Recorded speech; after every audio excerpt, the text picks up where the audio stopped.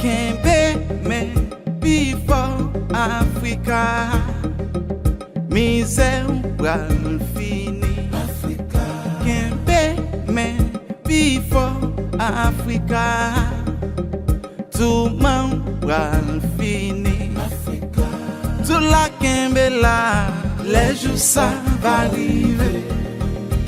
La kembe la, les jours ça va arriver. Jou te livré Africa, petit tout yo gen pour chanter. Yo mélodie qui pa pe jamais fini. Africa, Africa. Jou te livré Africa, petit tout yo gen pour chanter. Yo mélodie qui pa pe jamais. Chapeau bas.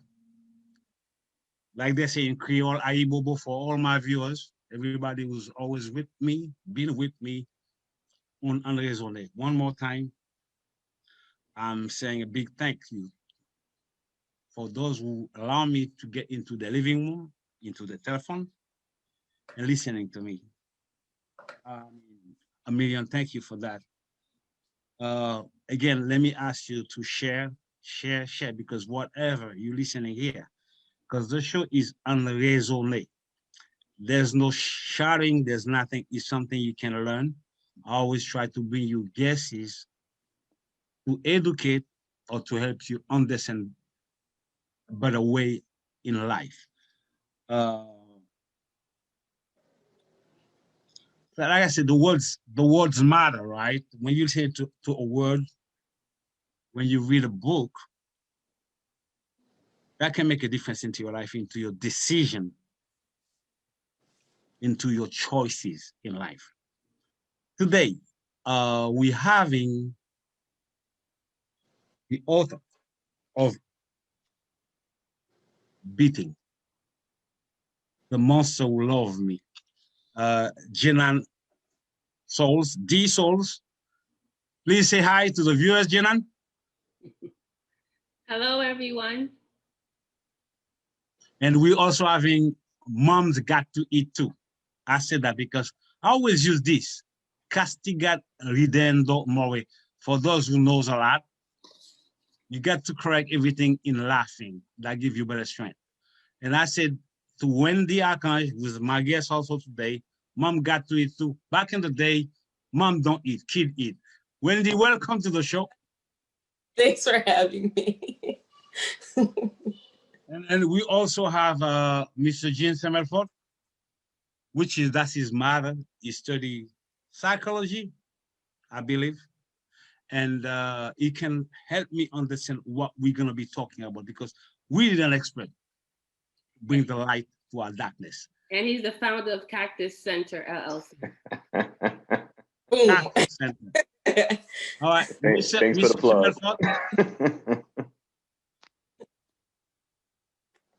Please say hi to the viewers. They can see your face. Yeah, thank you for having me, and hello to the viewers. I'm looking forward to having a very important and necessary conversation. Guys, you know who's with me now. The meeting today is about a book written by D Sauls, Beating. And then in smaller letter, if you can read it, The Monster Who Loved Me. We're going to talk about it. First and foremost, let me tell you, words matter. Listening to words can help you make a better decision. Reading a book, all right, can change your way of viewing things. And by taking an action, you might be able to reason and think prior to. It's like about 133 pages. I read it. A story, real, cool. I will not say sad, because sadness exists when somebody don't share. Just like those people who study dead people. They don't study dead people because they want to study dead people. They study dead people because they want to understand the life the dead has lived, so they can better the life we're living right now. And that's one of the main reasons when somebody wrote a book, it is important, especially that book we're going to be talking about. It is important for everybody to read it.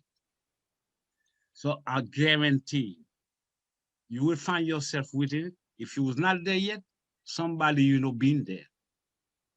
And somebody who's about to start a life can go there.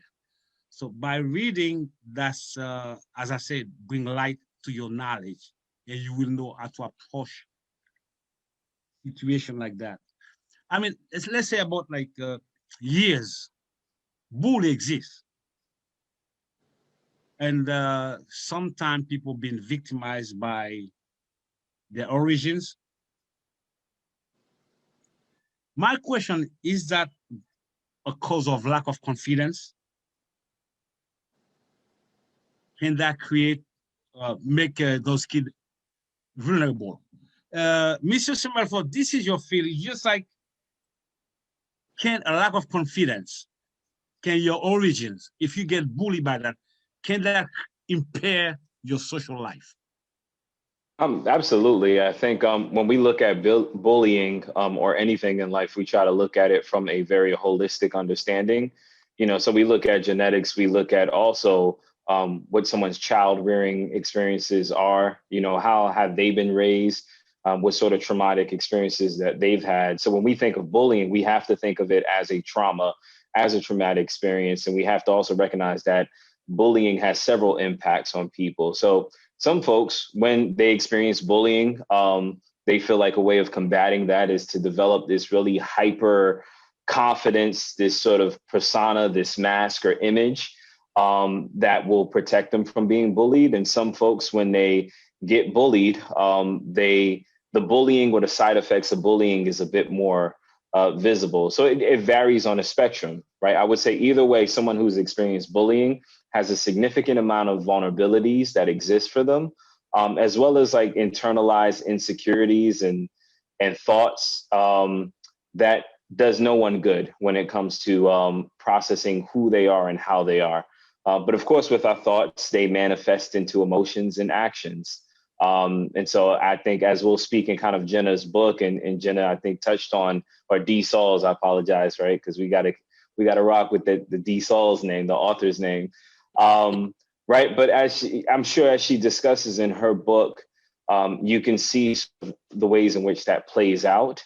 Yeah, you can see some of the ways in which that plays out. So I know that was a long-winded answer because I can go on and on about that. But thank you, Jean. Jenan, you might guess it because your name is there. D. Sauls, you the writer of Beaten.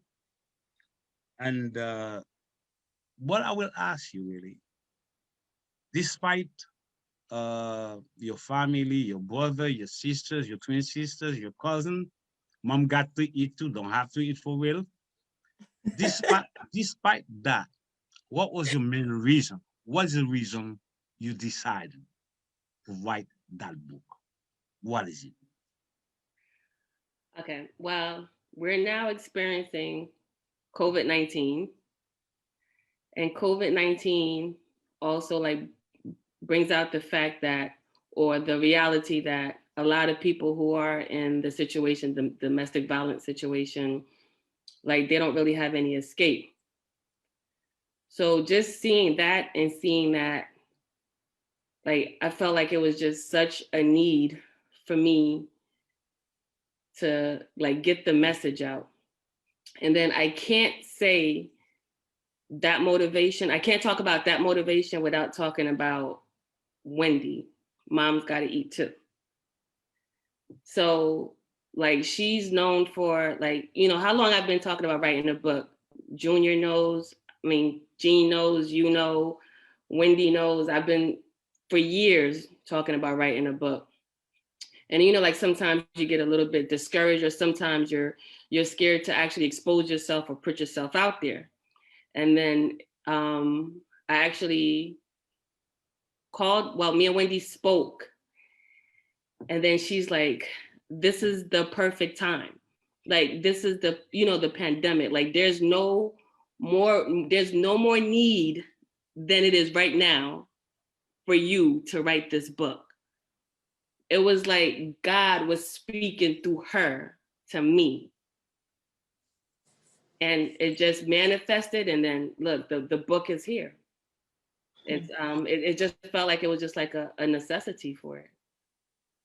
Let me say, when the Mom Got to Eat Too, the founder of Mom Got to Eat Too, you, by your encouragement for D-Soul to write a book, you heard the story. You listened to the story. What is your feeling? What is your emotion behind that as we speak right now? It's weird because, you know, I used to be around all the time as, you know, when I was a kid. And when you're a kid, you don't really, I guess you don't really know all that's going on, right? And so now that I'm of age and I'm reading the story, it's almost like, wow, I didn't even know that you were going through half of the stuff that you were going through, you know? And it's crazy because every time when I was around, it was almost like you always had a smile.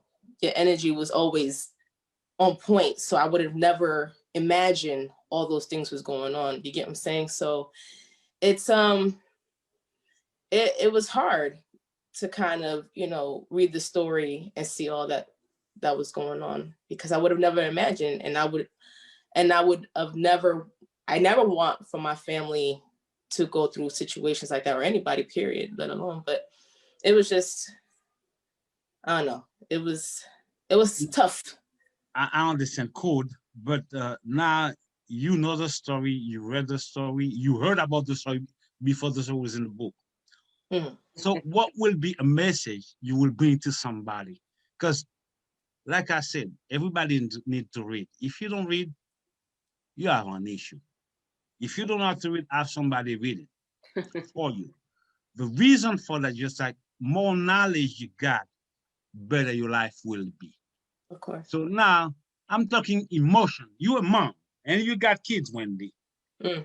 All right. So based on that aspect, based on that fact, how do you see, what message can you bring to somebody really right now as we're speaking about beating? I need your emotion, Wendy. I mean, it's me as a reader and also as the family member of the author. I was angered. I was sad and I was angered. It's not something that you want to see anybody go through, you know? So my message would be is to seek help, you know, to know that, I know for D. Sauls' case, you know, you have a support system behind you, you know, and I believe that she did use and seek, you know, solace in her family members, but not a lot of people have family members to seek or to find help from. But there are other resources that are out there that can help you, you know what I'm saying? You don't necessarily have to be in those types of situations if you don't want to be, because it has to start with the person who's going through it. They have to know that they have to get out of it. You get what I'm saying? You can tell the person they need to get out, but if they don't want to do it, they're not going to. So it's more so, I can feel what I want to feel, but I'm just. It is exactly that. Because like I said, if you're sick, you don't tell me which part is hurting, I will not know what medicine to feed you. That's Exactly. a fact, Wendy. You're right. But now, the title of the book, Beating. And then on the small letter, Lee, the monster who loved me. I'm gonna get the Jean input on that also, but I would like to listen to Jean first. A monster who loved me. To my understanding, maybe Jean can elaborate better for me.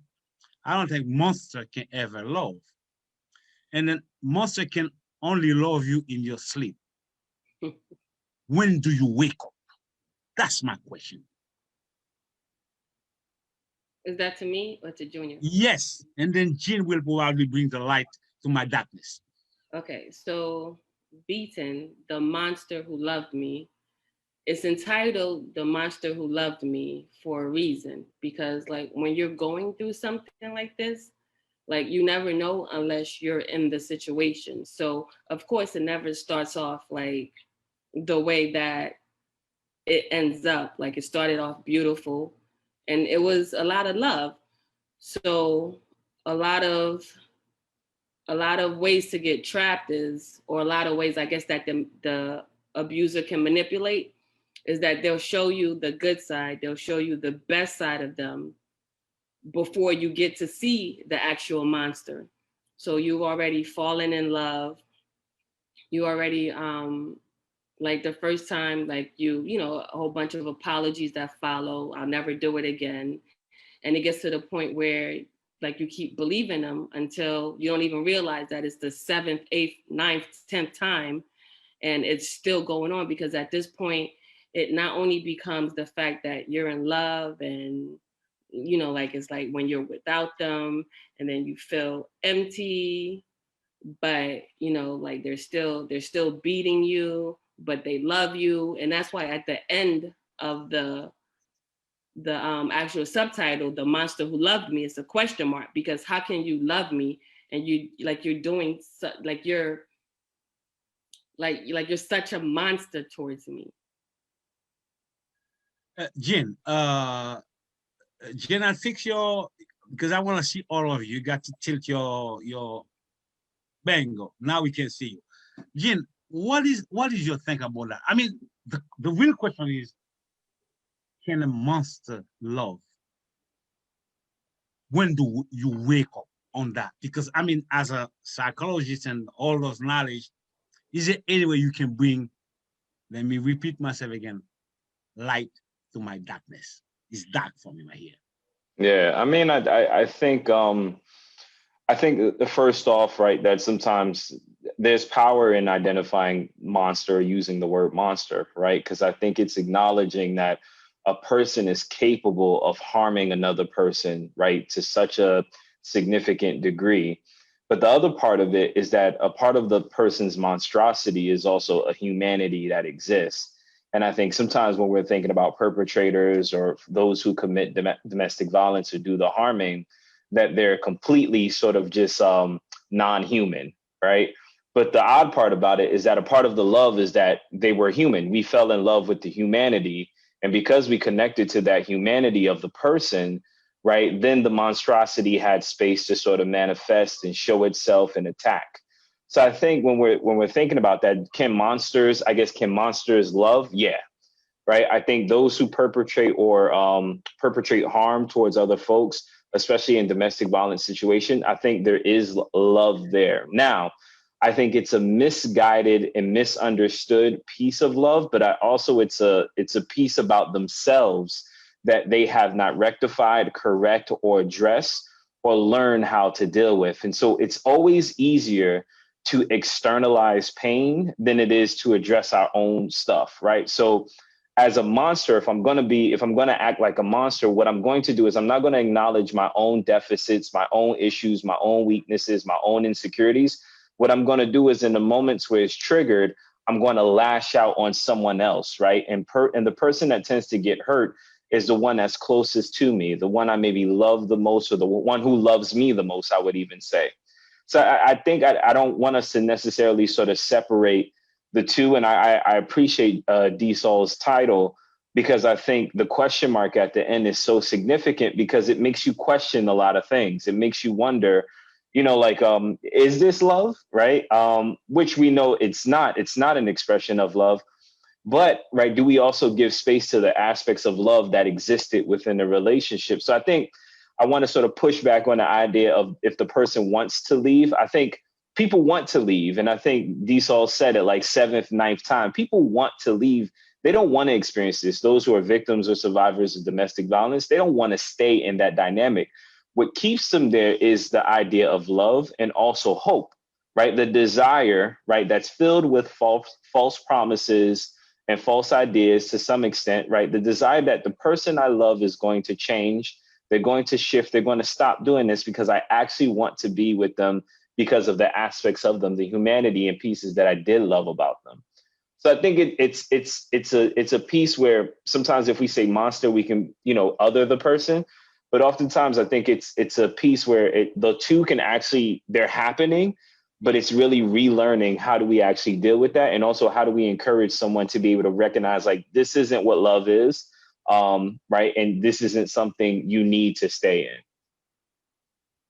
Let me say, Papi Manos, I know you're watching, Hilaire, you're watching. Let's learn because, Jean, a monster. What I'm saying, many times, people don't wake up. They just die from that love. So now, is there a way somebody can spot that at the beginning? I mean, let's say, let me talk to these Sauls first, since you're the author of that book. At what time did the victim wake up and said, it's time to bail out, it's time to go? Like it's almost like for a lot of people, I can speak for myself, it's almost like it was never going to happen. A lot of things that happened, like Wendy said she was small, like she didn't know Gene Jr. when, like when he was smaller, like, because we were very close. So it was a lot of things that I tried to, like shelter him from. And then it was like really painful because a lot of the times where, like, sorry, I did, I want to be present and be around. I couldn't because it became a thing of fear. So it turns to love into fear. And I didn't want that around my family. So a lot of it was hidden, a lot of it was unknown.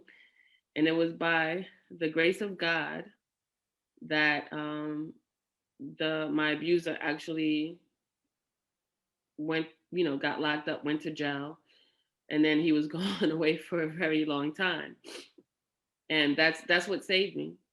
Because honestly, if it wasn't for that, who knows? Like I would have probably still been in a situation, and I probably wouldn't even be here to be telling my story. Jane, I'm saying is like in the book I read, a lack of confidence.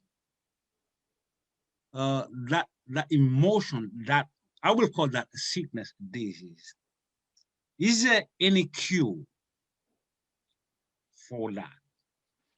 And then, like all my listeners, people listening and people who are about to read that book, I'm addressing you to you, Jim, because that's your field, that's why you study. Is there any way somebody can just see that monster, and before you get beat by that monster, you just wake up from that dream and bail out? Is there a possibility for that? It's a nightmare.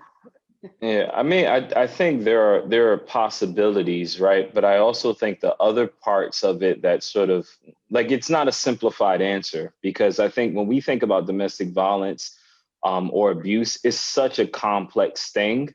And I think sometimes we view it as either black or white. Like if this idea, if the person's hitting me or is verbally abusive, then I need to leave it. And right, it's done. It's right. It's ghost. I'm gone. But it really isn't that simple, because I think when we're thinking about connection, we're thinking about what it means for folks to connect with other people, and what love means for some people. And sometimes we learn these ideas and concepts from, our parents, from our communities, the people that we grew up with. So I think to think about a cure, right? To me, in my opinion, the cure is to teach everyone how to appropriately have a healthy relationship, right? To teach everyone, especially men, specifically how to right, deal with their own insecurities, how to heal from their own traumas. and how to understand what it means to love and engage in a healthy relationship, which means us unpacking a lot of the nonsense that we've learned about what it means to be a man growing up, and all the nonsense that we've also taught and that women or other folks have internalized around what a relationship means, right? Sometimes we view relationships about like a sense of entitlement, right? Entitlement sometimes is at the root of those things, but also using people as coping mechanisms is at the root of those things. So, I mean, it's a long list, but I don't think there's a particular cure or perfect way to identify, because sometimes we have folks who may not experience domestic violence until marriage, right? Or years within a relationship. And some folks, it's very clear and evident at first. And some folks who actually abuse or perpetrate are significantly charismatic, charming, right? Like you would look at the person, you're like, nah, this person would never do something like that, right? But in actuality, right, the person has those particular mechanisms and things within them. So I think what we want to teach people is how to look for red flags in a unhealthy relationship. And if those red flags are present, it doesn't mean that just because those red flags are there, that it's a guaranteed domestic violence situation. But I think what it tells you is that there's a propensity or probability that it's not going to be a good relationship. And so how do you yourself start making a decision or being aware of those red flags and moving away from that if you know that there's no capacity for you or that person to be in a healthy dynamic? Big words, but again, I'm still looking for the wake up part of it, because all my viewers, most of them are Haitian, qui t'aiment pour un petit temps pour me parler avec Haïtien, frère mieux, parce que livre là, les bâtons, c'est que aux femmes qui prennent bâton, en pile bâton, non, mais on est qui dit le remède. C'est une histoire qui arrive chaque jour là, en Haïti, qui arrive ici en pile tout. L'adresse en anglais parce que nous connaissons surtout ici, bien plus loi, système judiciaire a existé. Nous faisons en anglais en façon que jeunes qui ici, qui vivent aux États-Unis, qui gagnent un côté au cas courir, un côté au cas caché, ils ont demandé aide. Donc, nous faisons l'anglais pour le mais cependant, c'est pour une histoire qui histoire américaine, c'est pour une histoire haïtienne. Son histoire qui arrive en pile monde. Et même j'ai l'impression, il est quand même arrivé que un garçon qui a victime même bagarre. I mean, Jin, I believe you speak a big Creole, right? Can a man be into that predicament also? Absolutely. Yeah, I mean, I'm going to try to explain it. But again, garçon qui victime à domestic violence. And there's pas gain pure statistics, Suli, because men pas moun qui allait pour reporter bagay comme ça. So I think like that's one of the things, right? So men don't necessarily. Les nègres prennent bâton, ils cachent, ils peuvent quitter moun connaît que femme nan bat li. Exactly, right? Because sou on nèg fait on lot moun connaît on femme bat li, gen moun kap ri, right? Gen moun kap jugel, gen moun kap di mauvais bagay sou li, like a whole bunch of things. So I think sometimes men, right, we hide those things. Right. So there isn't much, there's statistics coming up, but there isn't a lot of statistics. But one of the statistics that we see a lot of, right, significantly tends to be women, right? One, because it happens at a significant amount. And you can almost say that it's equivalent, like one of the top 2 causes of death for women, right? That domestic violence is that serious for females, for women in this world. Right, not even like you said, because I know you said it's not an issue just in the U.S. or Haiti; it's an issue everywhere, and unfortunately, that is the case. But yeah, I would say that there are male victims. They're less likely to go and get help. I mean, I don't know because in the book, the author, Sauls said, "The monster who loved me." And then from that point of view, have the strength to write that book. That's telling me you are up now, you're not sleeping no more. Where do you get strength after that to cope with love again? Can there ever be love after that, after being loved by a monster? Okay, so absolutely there can be love after a situation like that, but it's just a matter of you actually believing in yourself, and how Jean said, you know, like with self-esteem, and just pretty much moving on. Like, unfortunately, a lot of people, it's like with a situation like that, they do become traumatized, and a lot of people don't get over it, and a lot of people do. Like, everyone deals with this situation, you know, differently. But I was just fortunate enough to have, you know, like, unfortunately, due to the fact that I did keep it hidden for a very long time, but when it did come out, I was fortunate enough to have an amazing, you know, like, support team. You know, like, I'm very blessed to have a wonderful family, wonderful friends who support it.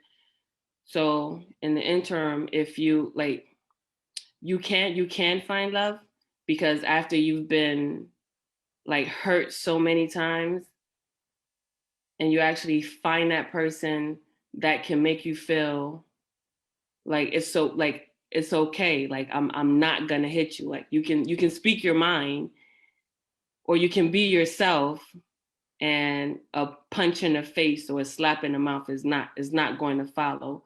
So it's a beautiful thing to go from experiencing to experience something other than being beaten. So yeah, you can definitely find love after that, if you want to. If you want to. Wendy, mam cheke Creole. You bet ki remem That's for my Creole. your Creole.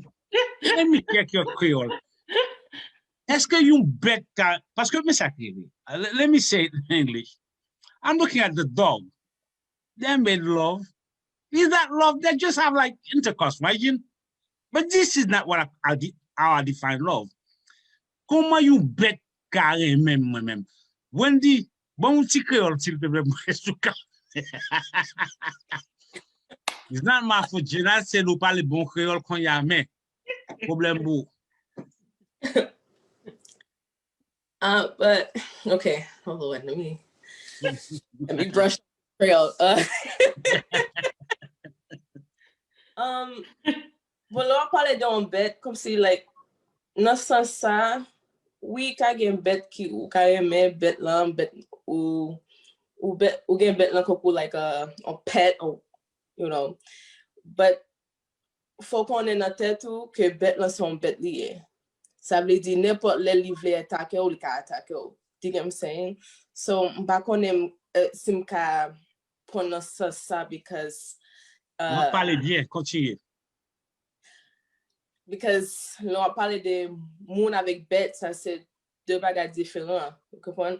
Because on connaît animal, c'est animalier, you know, so bagage dit que, oh, à cause bête la quand moi, on connaît les bab modem, ouais. No, c'est pas, that's not true, you know, because at the end of the day, on connaît que c'est un bête lié, n'importe les cas, un bagage qui a changé, n'importe les, puis on connaît le cas modem, ouais, you know, but avec un monde, it's, I don't know, un petit genre différent, you know, baka. Let me help you with that. When the human, we are animal with reason. Mm-hmm. That's what make a difference between us and the tiger and the lion,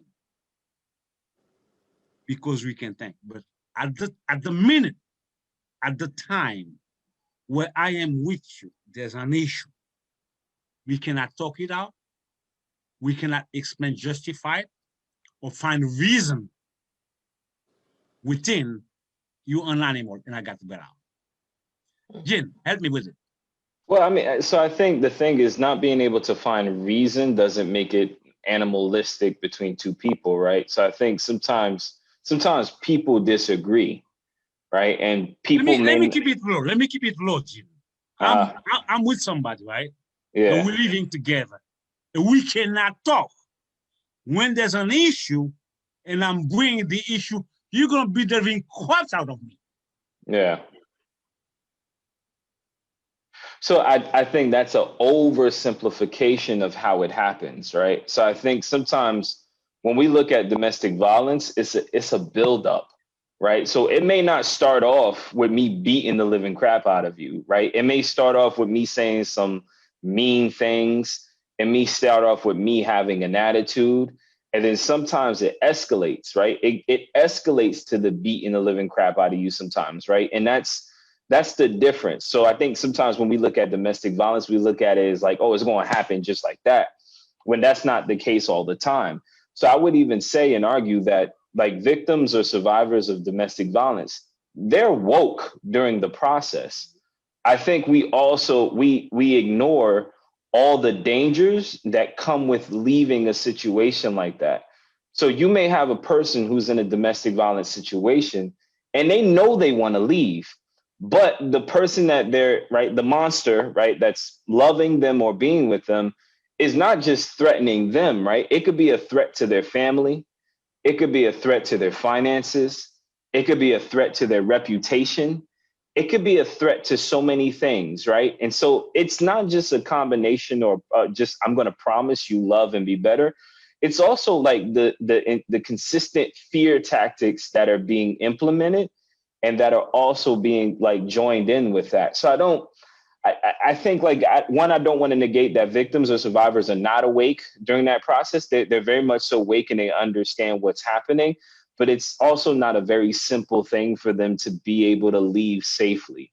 And trust me, like, you know, as a person who's worked with a significant amount of survivors, right, statistics will show it and stories have shown that it's taken them several times before they can leave. And it's taken them several times because of different reasons. So I mean, like and I appreciate Wendy's answer and her beautiful Creole. Like it was smooth. So you're on point, right? You know, but I appreciate her answer that an animal is an animal, right? You know that an animal is there. You know that if that's a snake over there, you are not going near that snake. You don't need to know if it's poisonous or not. You're not going over there, right? A person is a lot more. I won't even say a little bit. Is a lot more complex. Now, with people, what we can understand is patterns, right? People have patterns too, but sometimes it's a little harder to pinpoint those patterns and to also tell when it's going to escalate to something that's very dangerous or life-threatening. Yeah, I mean, quite a few people comment like David Stoller will say you got to be strong inside. But my thinking, Wendy or Jenna or G, if you can say, if you are blind by love, if you don't love with your eyes open, like the Bible, I love to quote the Bible, the big book. In the Bible, they said, watch and pray. They don't say pray and watch, but watch. Because sometimes you got to pray, you got to keep your eyes open and see who's next to me, if that animal ain't gonna jump me. Because like there's one of you at least, Easton Pierre will say, you'll be surprised. For you not to be surprised, you got to keep your eyes open. Is that possible? I can answer. Well, so I think a part of it, honestly, is that it's so one the thing about love is that love essential in love is vulnerability, right? Essential in love is being open, being able to be transparent and honest, be your full self with that person. And so I think if you're loving correctly, right, then that's what's happening in the process. Now, if abuse is happening, abuse isn't love. And I mean, the title is dope, but I think it's also a separate thing, right? It's two separate things. Abuse is not love, even though sometimes, right, love is used to rationalize abuse, right? Like I'm doing this because I love you. I'm only this mad and this angry because I love you. When you want somebody who cares about you this much, right? Like that's using love to excuse abuse, but that's not actually love. So I think you could be cautious, right? And you can have your eyes open, but I think to be in love or to deal in love is to still deal in risk, right? It's a risky thing to love, to date, to connect with somebody. It's all a risk. But what we want to do is watch out for abuse, right? Like that's different, right? We can love, but we also want to be mindful of patterns of abuse or patterns that could potentially lead up to abuse. And I think it's important to separate those two and have two different conversations and two different conversations that are still together. Like Debbie said, somebody can pretend they love you. In fact, love is not there. And like I phrase it, I said, we as people are animals with reason. That's the gift. We can reason, we can think, like the Latin say, cogito ergo sum. I'm thinking, therefore I exist. And I am saying, for the sake of love, if I'm with someone and I'm living with you, is there a way I can like compare looking at what I see on TV or the book I read, the show I read, and then put my life, visual, the way I'm living right now versus what I'm saying? Can that be a possibility for me to wake up and say, hey, this is not it. I got to get out. I got to go. Okay, so like Jean said before, it's like you're woke, right? Like through my situation, like I was woke. Like I knew that it wasn't a healthy situation. I knew that I had to get out. I knew that I had to leave. And each time that I tried, it was something that reared me back in. It's like, unfortunately, like they know how to manipulate, they know how to pull on your heartstrings. And me being a person, anyone who knows me, having a very big heart, it's like I always try to give, like the benefit of the doubt. But unfortunately, I gave too much benefits of the doubts with my abuser. But a lot of times I did try to leave. And unfortunately, it became a factor of not only my safety, but threatening my family as well.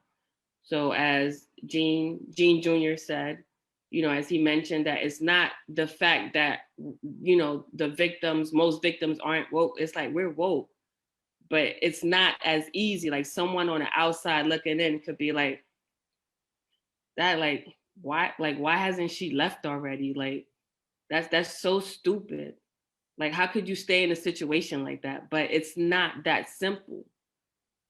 Unfortunately, it's never that simple. In situation I cannot judge because till you live it, you have to make your own reason, your own judgment about it. But what I'm saying is, Jean, if Wendy can help me on that, is that for like unlucky person, the first time you encounter love, what you call love, and you get faced to an animal. If you have like experience on that, you have been with somebody. Is that something who happened to first comers in relationship, or can also somebody who been there before get blind into a relationship? Jim. Wait, okay, all right. Wanted to see if mom's got to eat. Got something prolific because y'all been dropping gems. But so that I think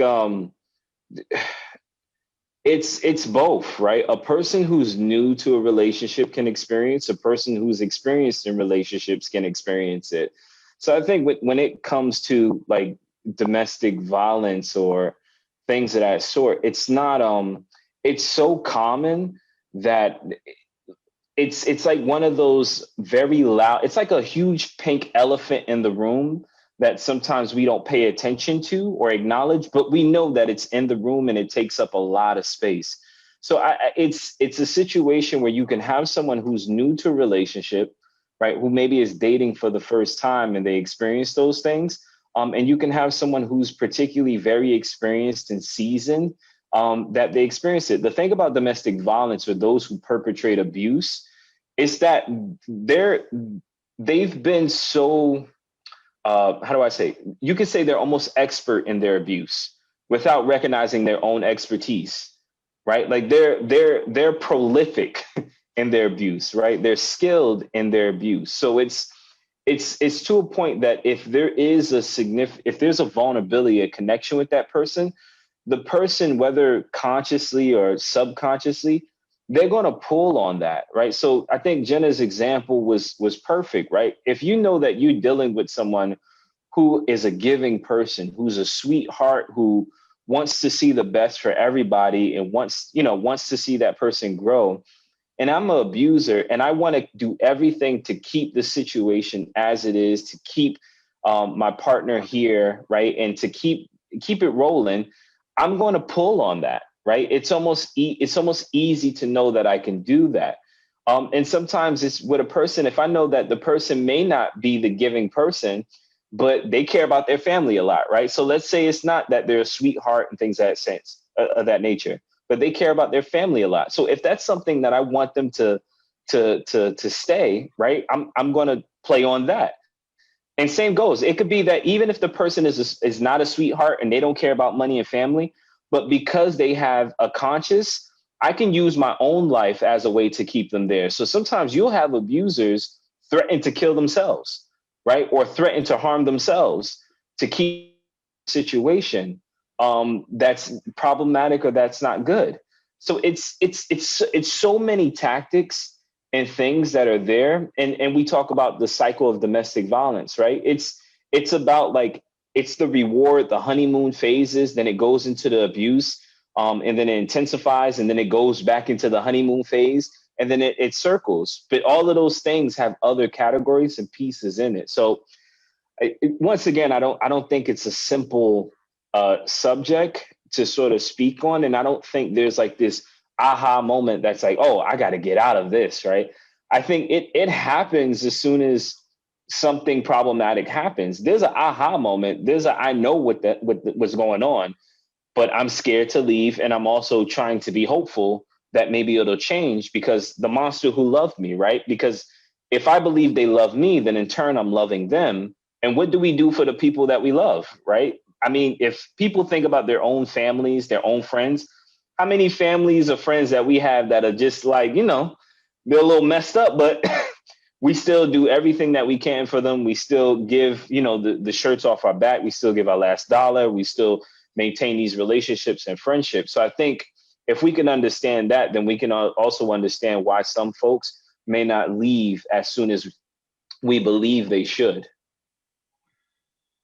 Let me say to everybody watching, I'm not bragging about my show. On Rezone here is something you should share and watch because you're learning something. That is story. And let me say, I have the privilege to receive today the first interview by the author D. Sauls from Beating I Got That. Big up to Unresonate. But we got to be real about it. Maybe I don't have to love. Maybe something, because I am patient. I can stay for 10, 15 years. But I'm telling you, I'm going to keep my eyes open. I'm watching because by knowing the gospel of the word of God, I'm praying by watching. So, I mean, let me ask, after a type of experience, so, I mean, when you find somebody else different than that monster, how do you develop a type of trust? How does that happen? Jen? I mean, like it's not easy, but like you can feel the difference. So a big it's a big difference from getting beaten to actually being loved.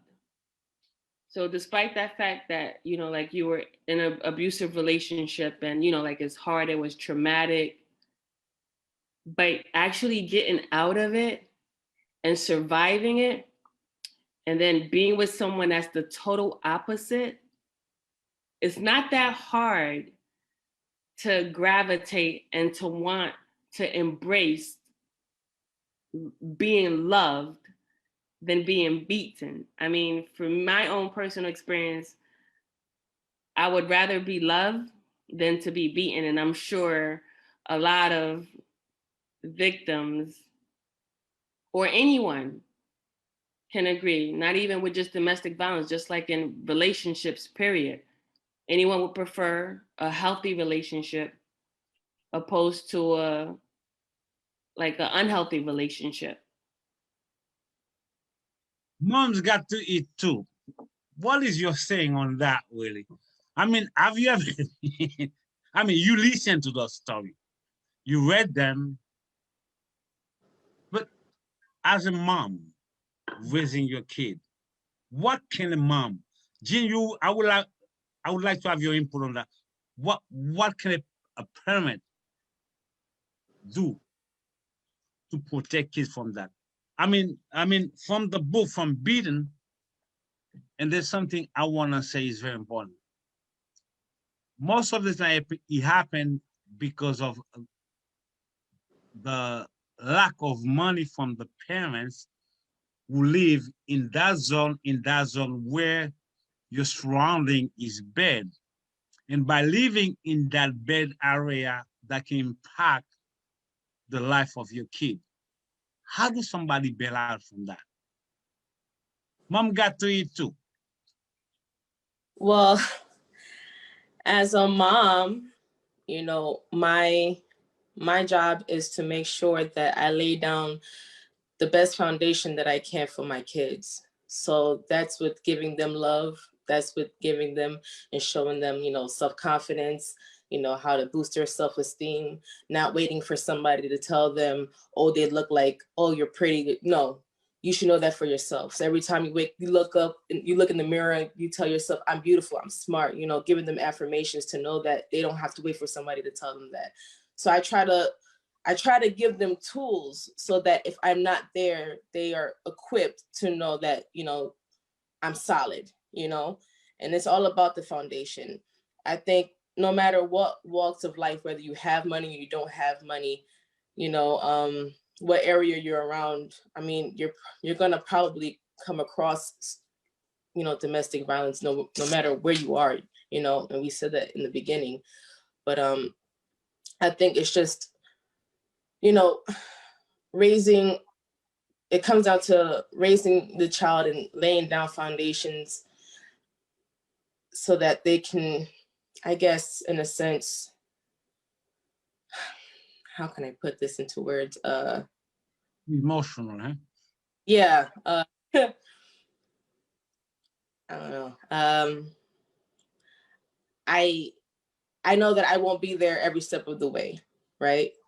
And that's why I'm doing my best now to equip them with the tools that they need so that if I am not there, if their father is not there, that, you know, they'll be able to handle themselves in, you know, any situation that life brings them.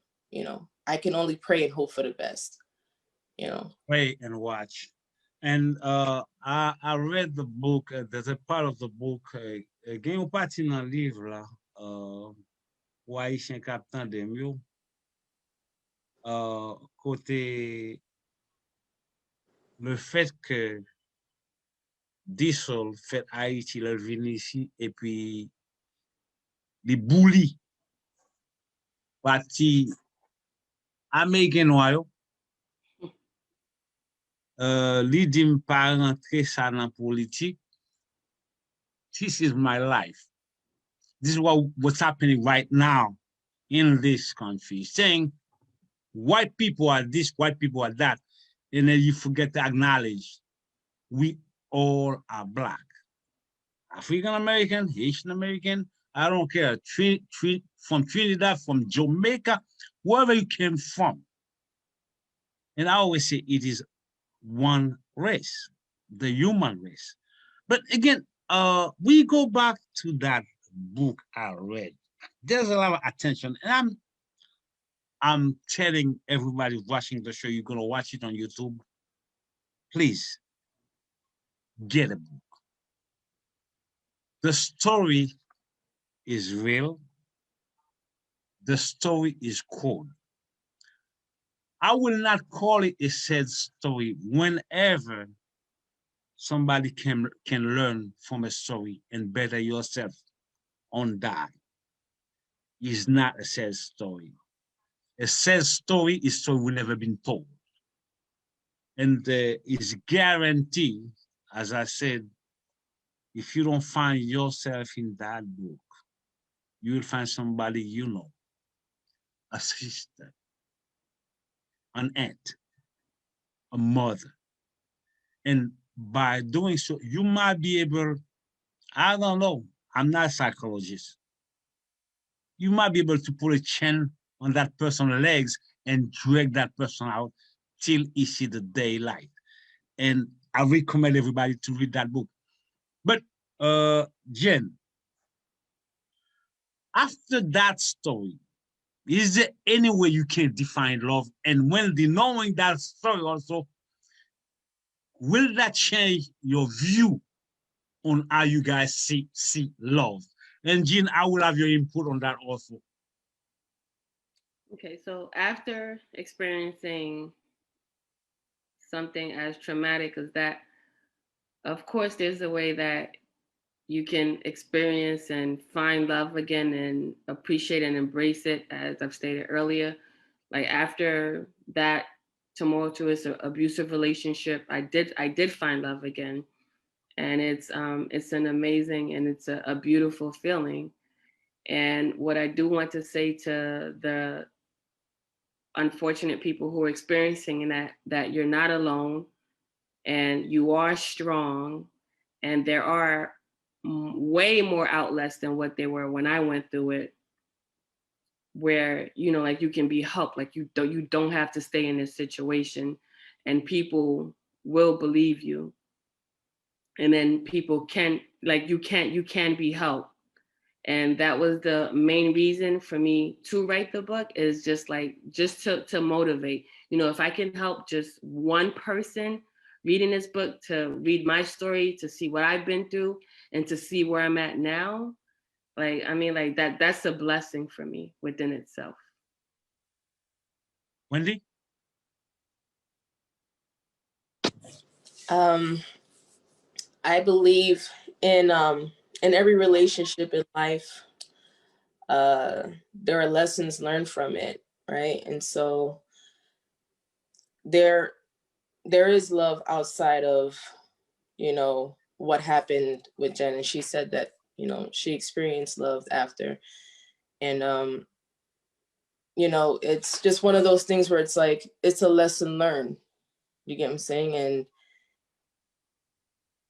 not everybody is that person. You get, so, and that's something that people also have to realize too. That's just with any relationship, like, because you went through something someplace, like you went through something before, it's not necessarily that it's going to happen again, or that same person had, like, those are two different relationships. And so therefore you've been through it, the lesson has been learned. Hopefully through that lesson, the cues and the red flags. And so, if you do see a red flag, you know how to approach the situation and know what to do for next time. But there's definitely love after, for sure. I believe so. Yeah, I mean, I second that. I think the love that's essential, right, is, or that needs repairing, especially after a situation like that, is the love for yourself. Because I think going through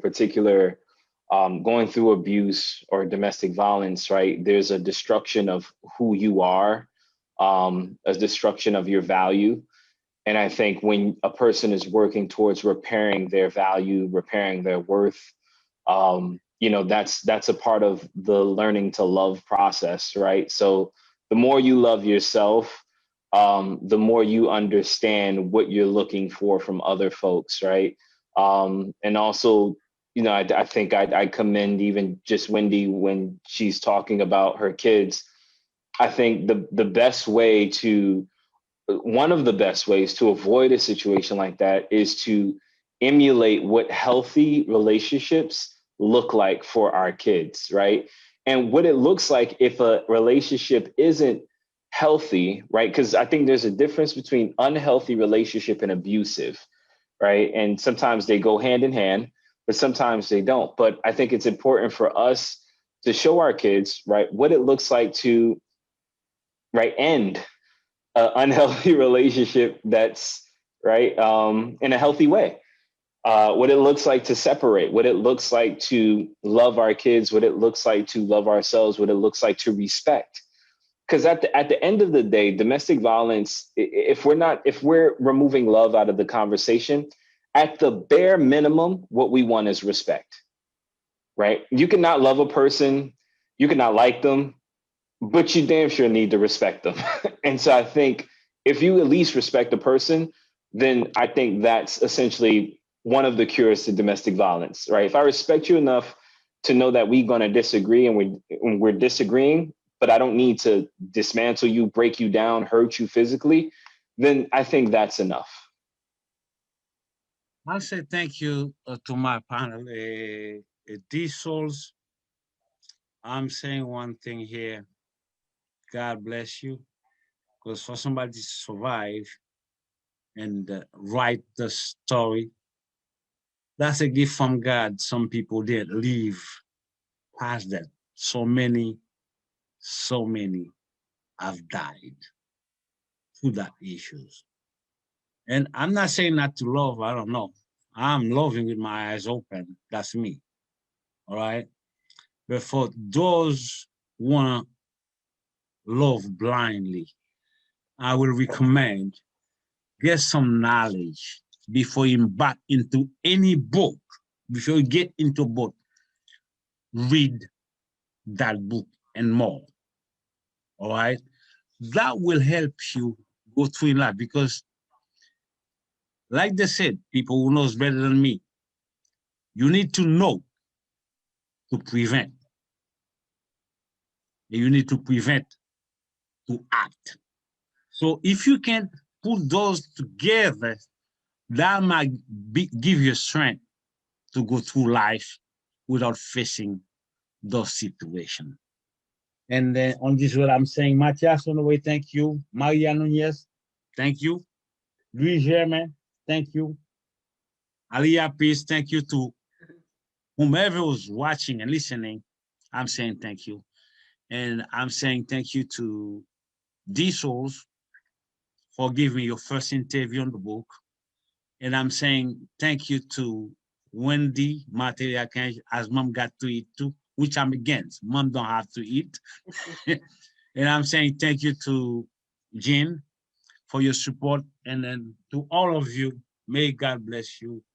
May God assist you. May God protect you. And watch and Rezone, read the book that can help you go through life. Gotta eat too. I mean, be in the master who loves me.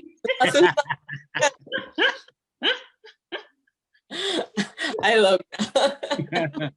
Thank you guys. I appreciate it. One love. Jean, you got one more word to say? I will let you close for me. Me or Jenna? Yes, you. Oh. En Creole. That's the struggle. Passez bon journée. Take care.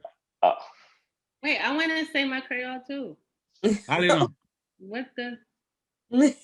Okay. Am I on? Yeah, go ahead. So, merci tout le monde pour garder show. S'il te plaît, achetez le livre. Beating the Master Who Loved Me. Yeah. I am mon Creole. Wendy. Et, merci pour l'invitation. J'étais bien amusé moi. Et puis tout le monde passe une bonne soirée. Et puis that's it. I'm sure that everybody who's watching the show, you learn something. Everybody gonna watch the show on YouTube. Please pay attention to the words. Words got meaning. Words got value. And more you know, more you learn, better is your life. On this word, I say thank you guys, and may God bless you. Bye. Bye. Et puis tout le monde passe un bon